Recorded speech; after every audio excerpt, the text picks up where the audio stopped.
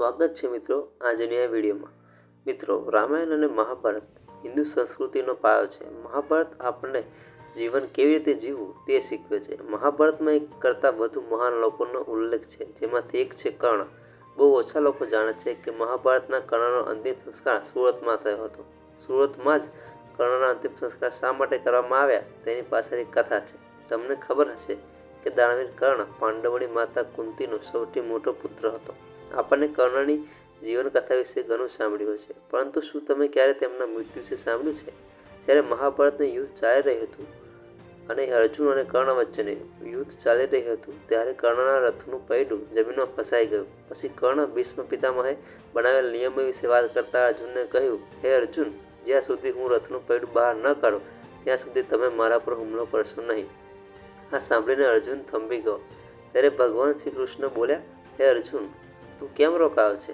તીર માર। જ્યારે અર્જુને કહ્યું કે તે યુદ્ધની વિરુદ્ધ છે, ત્યારે ભગવાન કૃષ્ણએ યાદ અપાવ્યું કે અભિમન્યુ એકલો યુદ્ધ લડી રહ્યો હતો। યુદ્ધના નિયમો જાણતા ન હતા। ભર સભામાં દ્રૌપદી સાથે દુર્વ્યવહાર થયો ત્યારે નિયમોનું ઉલ્લંઘન ન યાદ આવ્યું? આ શબ્દો સાંભળીને અર્જુનને ગુસ્સો આવ્યો અને તેને ભગવાન શિવ દ્વારા આપવામાં આવેલ શસ્ત્રથી કર્ણ પર પ્રહાર કર્યો। અર્જુનના આ બાણથી કર્ણ મૃત્યુની નજીક પહોંચી ગયા। જ્યારે કર્ણ તેના મૃત્યુની રાહ જોઈ રહ્યો હતો, ત્યારે ભગવાન કૃષ્ણએ કર્ણની પરીક્ષા લેવાનું વિચાર્યું।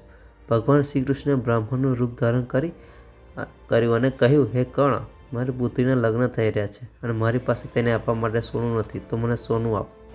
ત્યારે કર્ણએ કહ્યું કે મારી પાસે કંઈ નથી, હું તમને શું દાન આપી શકું? ત્યારે બ્રાહ્મણે કહ્યું કે તમારી પાસે સોનાનું દાન છે, તેનું દાન કરો। કર્ણ બોલ્યો, મને પથ્થર વડે મારો અને મારો દાન કાઢી નાખો। બ્રાહ્મણે એમ કરવાની ના પાડી અને કહ્યું કે દાન પોતે જ કરવું જોઈએ। આ પછી કર્ણએ પોતાની પાસે પડેલો પથ્થર ઉપાડ્યો અને તેનાથી તેના દાંત તોડીને બ્રાહ્મણને આપી દીધો। આના પર બ્રાહ્મણે કહ્યું કે તે દાંત ગંદો થઈ ગયો છે, તેને સાફ કર। આના પર જ્યારે કર્ણએ પોતાના ધનુષ વડે પૃથ્વી પર તીર માર્યું, ત્યારે ત્યાંથી ગંગાનો પ્રબળ પ્રવાહ નીકળ્યો। દાંત ધોયા પછી કર્ણએ કહ્યું કે હવે તે શુદ્ધ થઈ ગયું છે। આ પછી કર્ણએ સમજાવ્યું કે આ કોઈ સામાન્ય બ્રાહ્મણ નથી, તે પરમાત્મા છે, તેથી તમે મને તમારું સાચું સ્વરૂપ બતાવો। ભગવાન કૃષ્ણ તેમના વાસ્તવિક સ્વરૂપમાં પ્રગટ થયા। શ્રી કૃષ્ણએ પછી કર્ણને કહ્યું કે તમારું તીર ગંગા યુગો યુગો સુધી તારી સ્તુતિ કરતી રહેશે। વિશ્વમાં તમારા જેવા મહાન પરોપકારી ક્યારેય થયા નથી અને ક્યારેય થશે નહીં। શ્રી કૃષ્ણએ કર્ણને કહ્યું કે તે તેની પાસેથી કોઈ પણ વરદાન માંગી શકે છે। કર્ણએ કહ્યું કે તેની સાથે ઘણું કપટ થયું છે, કારણ કે તે એક ગરીબ સારથીનો પુત્ર હતો। આગામી સમયમાં જ્યારે કૃષ્ણજી પૃથ્વી પર આવશે, ત્યારે તેમણે પછાત વર્ગના લોકોનું જીવન સુધારવાનો પ્રયાસ કરવો જોઈએ। આ સાથે કર્ણએ વધુ 2 વરદાન માંગ્યા। બીજા વરદાન તરીકે કર્ણએ કહ્યું કે આગામી જન્મમાં કૃષ્ણજી તેમના રાજ્યમાં જન્મ લેવો અને ત્રીજા વરદાનમાં શ્રી કૃષ્ણએ કુંવારી ભૂમિ પર તેમના અંતિમ સંસ્કાર કરવાનું કહ્યું। તપાસ કરતાં સુરતમાં માત્ર તાપી નદી કુંવારી નદી મળી આવી હતી, જેને કુંવારી માતા નદી તરીકે પણ ઓળખવામાં આવે છે। આ તાપી નદીના કિનારે કર્ણના અંતિમ સંસ્કાર કરવામાં આવ્યા હતા અને આજે પણ અહીં કર્ણનું મંદિર છે। સુરતનું 4 ધામ મંદિર અને 3 પાંદડાવાળું વટવૃક્ષ એ કર્ણના અંતિમ સંસ્કારનો પુરાવો છે।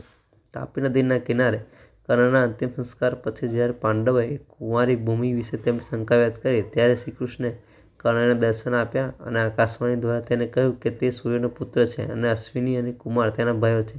તાપી તેની બહેન છે, તેથી તેમના અંતિમ સંસ્કાર કુંવારી ભૂમિ પર જ કરવામાં આવ્યા હતા।